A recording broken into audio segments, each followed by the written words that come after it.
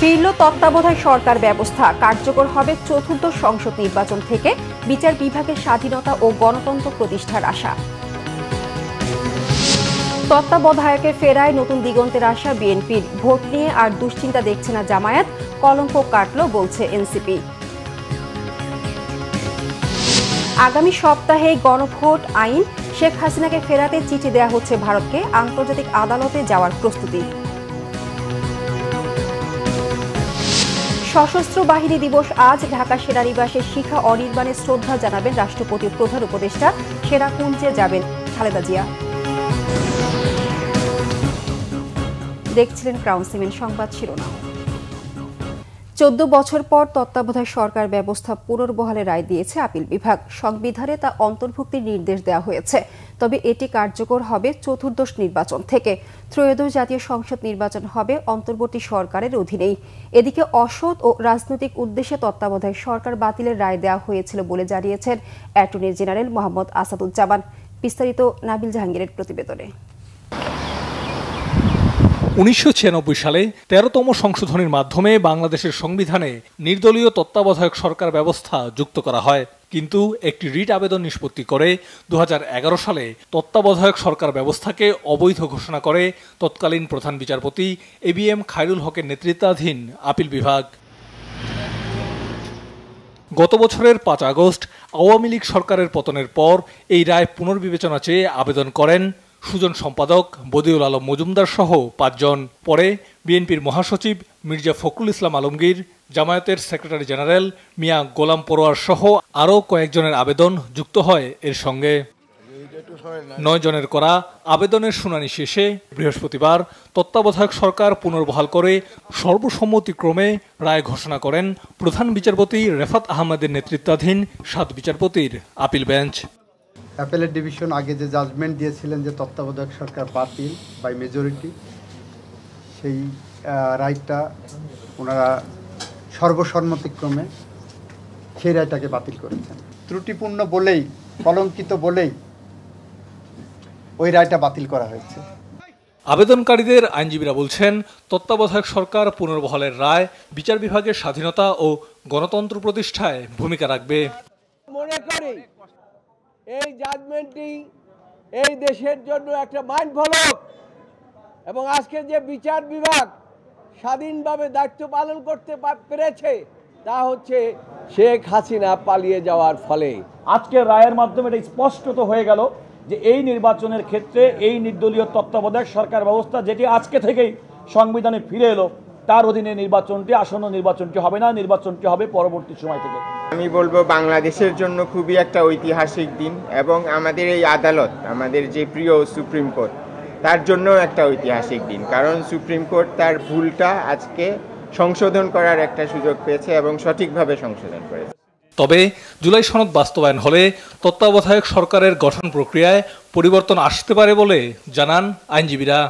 এখন যে তত্ত্বাবধায়ক সরকারের যে ফরমেশন এখন আছে, সেখানে লাস্ট রিটায়ার্ড চিফ জাস্টিসই হবেন তত্ত্বাবধায়ক সরকারের প্রধান, কিন্তু এটা বর্তমানে কার্যকর হচ্ছে না। আপনারা ইতিমধ্যে জানেন যে জুলাই চার্টারে, যেটাকে গণভোটে পাঠানো হচ্ছে, সেখানে 4টি অপশন দেওয়া হয়েছে। এই 4টি অপশন যদি গণভোটে অ্যাকসেপ্টেড হয়, তাহলে নতুন পার্লামেন্টে সংবিধান সংস্কার সভায় যদি এটা গৃহীত হয়, তাহলে তত্ত্বাবধায়ক সরকারের ফরম্যাটে আমূল পরিবর্তন আসতে পারে। পূর্ণাঙ্গ রায়ে তত্ত্বাবধায়ক সরকার নিয়ে আপিল বিভাগের বিস্তারিত মতামত প্রকাশিত হবে। 14 বছর পর আপিল বিভাগের রায়ের মাধ্যমেই ফিরছে তত্ত্বাবধায়ক সরকার। এর মধ্য দিয়ে জনগণের ভোটের অধিকার সংহত হবে, নির্বাচন নিয়ে রাজনৈতিক দলগুলোর মধ্যে যে অবিশ্বাস তা কাটবে, এমনটাই প্রত্যাশা নাগরিকদের। নাবিল জাহাঙ্গীর, বাংলা ভিশন, ঢাকা। তত্ত্বাবধায়ক সরকার পুনর্বহালের রায় দেশে নতুন দিগন্ত উন্মোচন করবে বলেছেন বিএনপি স্থায়ী কমিটির সদস্য আমির খসরু মাহমুদ চৌধুরী। বলেন, এই রায় বিএনপির দীর্ঘদিনের আন্দোলনের সফলতা। আর দলের সিনিয়র যুগ্ম মহাসচিব রুহুল কবির রিজভী বলেছেন, শেখ হাসিনা আজীবন ক্ষমতায় থাকতে তত্ত্বাবধায়ক সরকার ব্যবস্থা বাতিল করেছিলেন। জাহাঙ্গীর আকন্দের রিপোর্ট। জাতীয়তাবাদী ছাত্রদলের উদ্যোগে ঢাকা বিশ্ববিদ্যালয়ের কলাভবনের সামনের বটতলায় ফ্রি মেডিকেল ক্যাম্প ও স্বাস্থ্যসেবা কর্মসূচির উদ্বোধন করেন বিএনপির স্থায়ী কমিটির সদস্য আমির খসরু মাহমুদ চৌধুরী। এ সময় তিনি বলেন, তত্ত্বাবধায়ক সরকারের অনুপস্থিতিতে যে ত্যাগ স্বীকার করতে হয়েছে, আগামী নির্বাচনের আগে সেই সংকট আর থাকবে না। তত্ত্বাবধায়ক সরকারের অনুপস্থিতিতে বাংলাদেশের মানুষকে যে ত্যাগ স্বীকার করতে হয়েছে, যে জীবনগুলো গিয়েছে, যে নির্বাচনগুলোকে কেড়ে নেওয়া হয়েছে, মানুষের ভোটাধিকার কেড়ে নেওয়া হয়েছে, তার মাধ্যমে যে অপশাসন, নিপীড়ন, নির্যাতনের রাজত্ব সৃষ্টি হয়েছে, তত্ত্বাবধায়ক সরকারের মাধ্যমে আমরা আশা করি সেটা আগামী নির্বাচনগুলোকে সুসংহত করবে, গ্রহণযোগ্য করবে। সুতরাং একটা নির্বাচনের সুষ্ঠু নির্বাচন সম্ভব একটা কেয়ারটেকার সরকারের মাধ্যমে। এইখানে জাতীয় একটা ঐক্যমত আছে, সবচেয়ে ভালো কথা হচ্ছে সেই জায়গাটায় এই ঐক্যমতের মাধ্যমে আমি আগামীর গণতন্ত্র বাংলাদেশে আমার মনে হয় একটা নতুন দিগন্তের দিকে আমরা যাচ্ছি। তত্ত্বাবধায়ক সরকার ফেরত এসেছে এবং এটা আমরা কিভাবে গঠন করবো সেটা আলাপ আলোচনার মাধ্যমে। এদিকে জাতীয় প্রেস ক্লাবে এক আলোচনায় আমির খসরু মাহমুদ চৌধুরী বলেন, নির্বাচন বানচালে সব ধরনের অপচেষ্টা চলছে।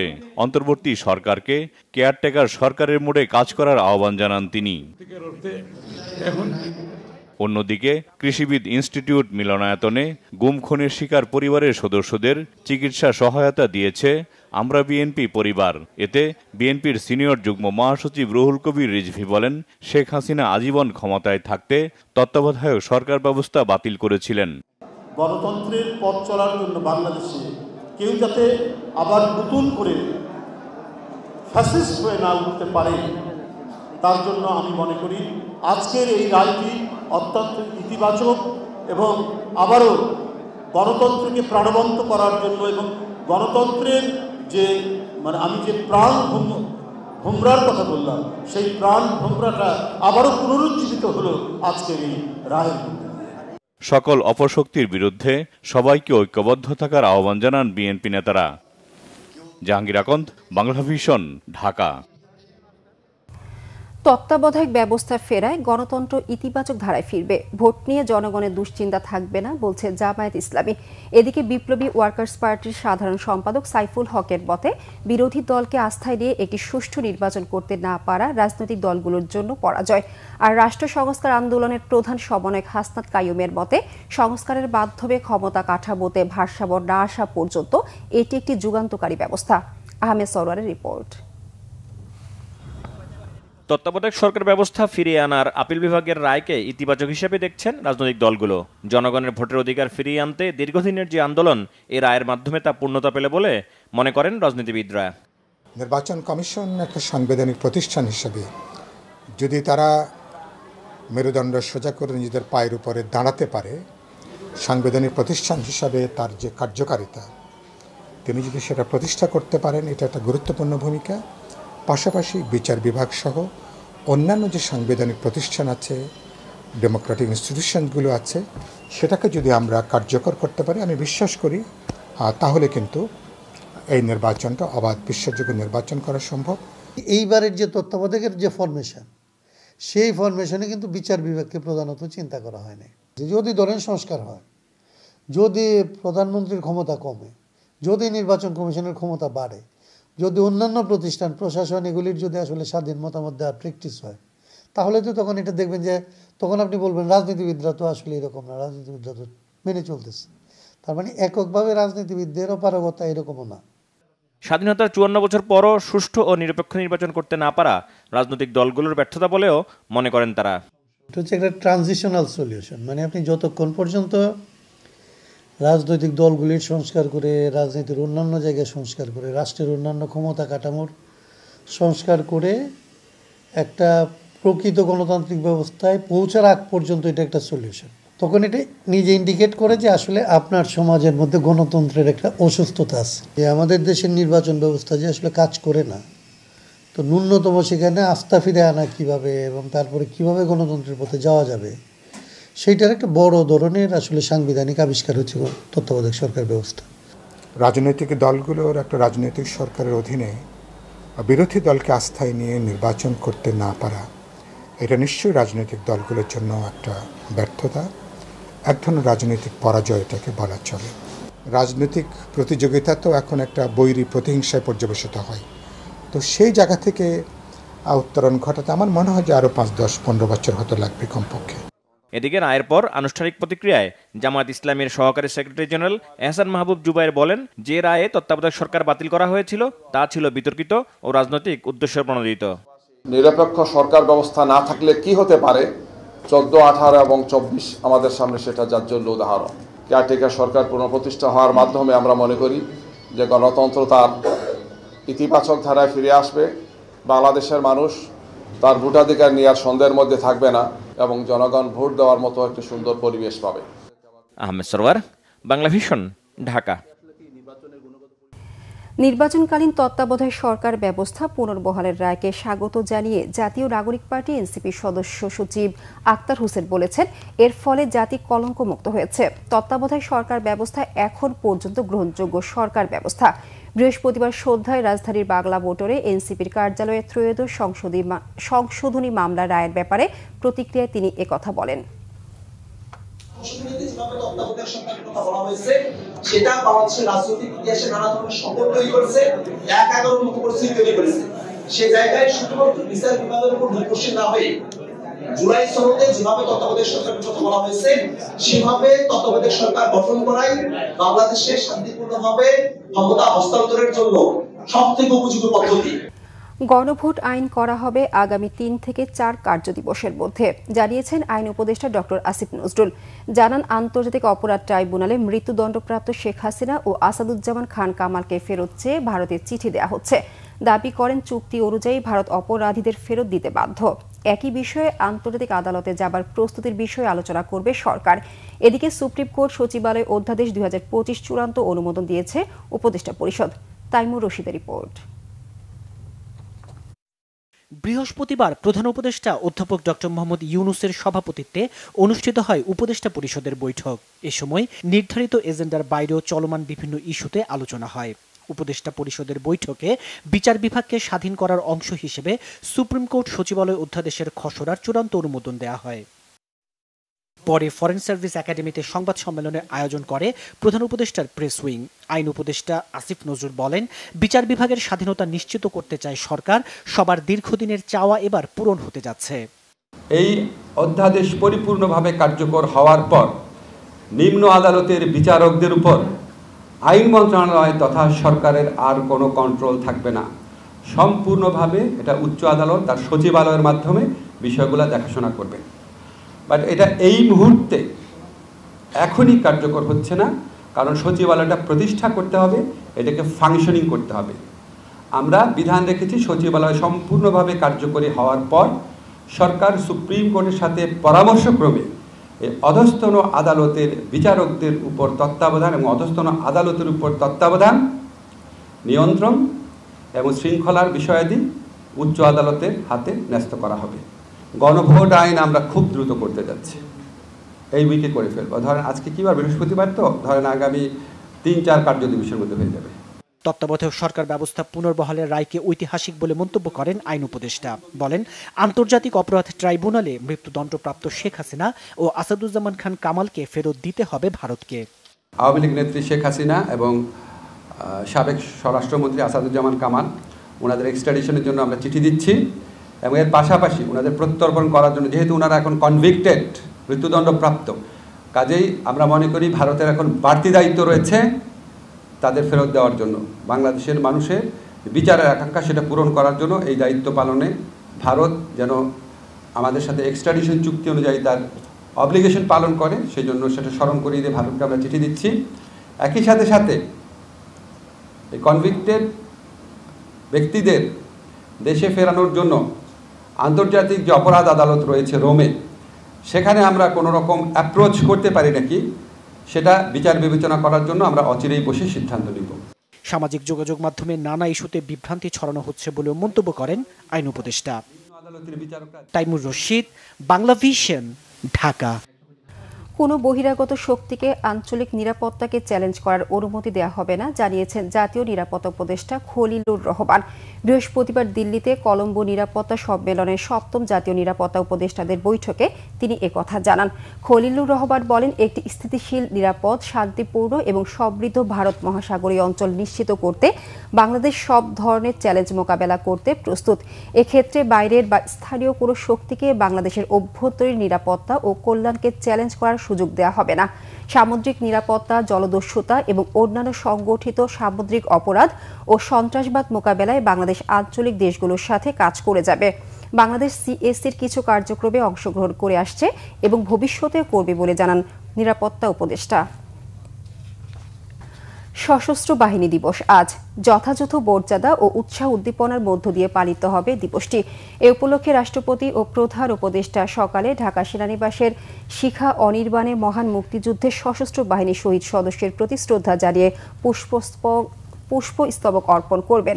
এরপর 3 বাহিনী প্রধান নিজ নিজ বাহিনীর পক্ষে শ্রদ্ধা জানাবেন। সশস্ত্র বাহিনী দিবস উপলক্ষে সকালে প্রধান উপদেষ্টা ঢাকা সেনানিবাসের আর্মি মাল্টিপারপাস কমপ্লেক্সে নির্বাচিত খেতাবপ্রাপ্ত বীর মুক্তিযোদ্ধা ও তাদের উত্তরাধিকারীদের সংবর্ধনা দেবেন। বিকেলে সেরাকুঞ্জে আয়োজন করা হয়েছে সংবর্ধনা অনুষ্ঠানের। প্রধান উপদেষ্টা ডক্টর মোহাম্মদ ইউনূস দিনটি উপলক্ষে আলাদা বাণীতে বলেন, ছাত্র জনতার গণ অভ্যুত্থান এবং গত 15 মাসে সশস্ত্র বাহিনীর সদস্যের অক্লান্ত পরিশ্রমের ফলে দেশের সার্বিক পরিস্থিতির উন্নয়ন সহ সাম্প্রদায়িক সম্প্রীতি বজায় রাখা সম্ভব হয়েছে। দেশের স্বাধীনতা ও সার্বভৌমত্ব রক্ষার পাশাপাশি জনগণের সাথে কাজ করে যাবে বলেও তিনি আশা করেন। সেরাকুঞ্জের সংবর্ধনা অনুষ্ঠানে অংশ নেবেন বিএনপি চেয়ারপারসন বেগম খালেদা জিয়া। বিএনপির ভারপ্রাপ্ত চেয়ারম্যান তারেক রহমান বলেছেন, বলিষ্ঠ ভূমিকার কারণে সশস্ত্র বাহিনী জাতির আস্থার প্রতীকে পরিণত হয়েছে। ভবিষ্যতেও এই ভূমিকা অব্যাহত থাকবে বলে আশা তার। সশস্ত্র বাহিনী দিবস উপলক্ষে বৃহস্পতিবার গণমাধ্যমে পাঠানো এক বাণীতে তারেক রহমান একথা বলেন। এই দিবসে সশস্ত্র বাহিনীর সার্বিক সাফল্য, উন্নতি ও অগ্রগতি কামনার পাশাপাশি স্বাধীনতা যুদ্ধে সশস্ত্র বাহিনীর আত্মদানকারী শহীদদের আত্মার মাগফিরাত কামনা করেন তারেক রহমান। তিনি বলেন, বিশ্ব শান্তি রক্ষায় বাংলাদেশের সশস্ত্র বাহিনীর ভূমিকা আন্তর্জাতিক সম্পর্ককে আরও শক্তিশালী ও প্রশংসনীয় করেছে। তারেক রহমান জানান, মহান স্বাধীনতার ঘোষক সাবেক রাষ্ট্রপতি, সাবেক সেনা প্রধান শহীদ জিয়াউর রহমান সশস্ত্র বাহিনীকে আধুনিক বিশ্বের সাথে সঙ্গতি রেখে একটি প্রযুক্তি নির্ভর, গতিশীল ও দক্ষ বাহিনী হিসেবে গড়ে তুলেছিলেন। একইভাবে বেগম খালেদা জিয়া প্রধানমন্ত্রী থাকা অবস্থায় সশস্ত্র বাহিনীকে আরও আধুনিক বাহিনী হিসেবে গড়ে তোলেন। ভবিষ্যতে এ প্রয়াস অব্যাহত থাকবে বলেও জানান বিএনপির ভারপ্রাপ্ত চেয়ারম্যান। ভুটানের প্রধানমন্ত্রী দাসু সেরিং তুবগে আগামী শনিবার 3 দিনের বাংলাদেশ সফরে আসবেন বলে জানিয়েছেন পররাষ্ট্র সচিব আসাদ আলম সিয়াম। পররাষ্ট্র মন্ত্রণালয়ের সংবাদ সম্মেলনে এ তথ্য জানান তিনি। শাহজালাল আন্তর্জাতিক বিমানবন্দরে ভুটানের প্রধানমন্ত্রীকে লাল গালিচা সংবর্ধনা দেওয়া হবে বলে জানান পররাষ্ট্র সচিব।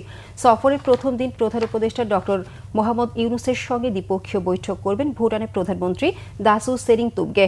এছাড়া প্রেসিডেন্ট মোহাম্মদ শাহাবুদ্দিনের সঙ্গে সৌজন্য সাক্ষাৎ করবেন তিনি। পররাষ্ট্র উপদেষ্টা তৌহিদ হোসেন সহ কয়েকজন উপদেষ্টা ভুটানের প্রধানমন্ত্রীর সঙ্গে সৌজন্য সাক্ষাৎ করবেন। সফরে কৃষি ক্ষেত্রে 3টি সমঝোতা স্মারক সই হবে বলে জানান পররাষ্ট্র সচিব আসাদ আলম সিয়াম। এছাড়া ব্যবসা, বাণিজ্য ও বিনিয়োগ সহ বিভিন্ন ক্ষেত্রে দ্বিপক্ষীয় সহযোগিতার বিষয়ে আলোচনা হবে বলে জানান তিনি। Dhaka metropolitan police commissioner Sheikh Mohammad Sajjad Ali বলেছেন, গুলির নির্দেশনা তার নয়, তা পুলিশ আইনেই বলা আছে। বৃহস্পতিবার রমনায় ঢাকা মহানগর পুলিশের সাইবার সাপোর্ট সেন্টার উদ্বোধন অনুষ্ঠানে তিনি আরও বলেন, ভুক্তভোগী সহজেই যে কোনো অভিযোগ করতে পারবে সাইবার সাপোর্ট সেন্টারে। সেখানে 24 ঘন্টা একটি দল কাজ করবে। সাংবাদিকদের এক প্রশ্নের জবাবে কমিশনার বলেন, পুলিশ অরাজকতা প্রতিহত করতে গেলে তাদের সাথে অসদাচরণ করা যাবে না। যারা আগুন জ্বালিয়ে ককটেল মেরে নাশকতার চেষ্টা করছেন, যে কোনো মূল্যে তাদের প্রতিহত করা হবে। পুলিশ আইনের 3টি ক্ষেত্রে গুলি করার নির্দেশনা আছে বলেও জানান ডিএমপি কমিশনার। পদ্মা সেতু বা শাহজালাল থার্ড টার্মিনালের মতো আন্তর্জাতিক মানের অবকাঠামো তৈরিতে বিদেশের উপর নির্ভরতা বাদ দিয়ে নিজেদের সক্ষমতা প্রমাণের তাগিদ দিলেন বাণিজ্য উপদেষ্টা শেখ বশিরউদ্দিন। রাজধানী ইন্টারন্যাশনাল কনভেনশন সিটি বসুন্ধরায় 3 দিনের মেটাল এক্সপো বাংলাদেশ এর উদ্বোধনী অনুষ্ঠানে এই পরামর্শ দেন তিনি। মেটাল ইঞ্জিনিয়ারিং এবং pre fabricated still structure technology প্রদর্শনীর উদ্বোধনী অনুষ্ঠানে সভাপতিত্ব করেন স্টিল বিল্ডিং ম্যানুফ্যাকচারার্স অ্যাসোসিয়েশনের সাধারণ সম্পাদক রাশেদ খান। বইটির অধ্যাপক ডক্টর ইশতিয়াক আহমেদ বলেন, দীর্ঘমেয়াদী অবকাঠামো তৈরিতে স্টিল ও কংক্রিটের সমন্বয় বাড়ানোর তাগিদ দেন। স্টিলবার্গ বিল্ডিংস লিমিটেডের ব্যবস্থাপনা পরিচালক ইঞ্জিনিয়ার রেজওয়ানুল মামুন বলেন, মেটালে আন্ডার ইনভয়েসিং এর মাধ্যমে 60,000 কোটি টাকার বেশি অর্থ পাচার হয়ে যাচ্ছে। আমদানির আড়ালে পাচার ঠেকাতে ব্যাকওয়ার্ড শিল্পের কাঁচামাল তৈরিতে নজর দেওয়ার আহ্বান বাণিজ্য উপদেষ্টার।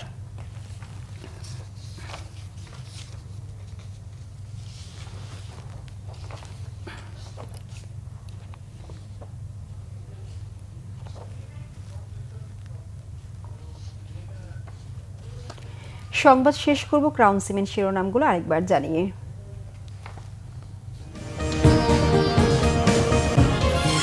ফিরল তত্ত্বাবধায়ক সরকার ব্যবস্থা, কার্যকর হবে চতুর্থ সংসদ নির্বাচন থেকে, বিচার বিভাগের স্বাধীনতা ও গণতন্ত্র প্রতিষ্ঠার আশা।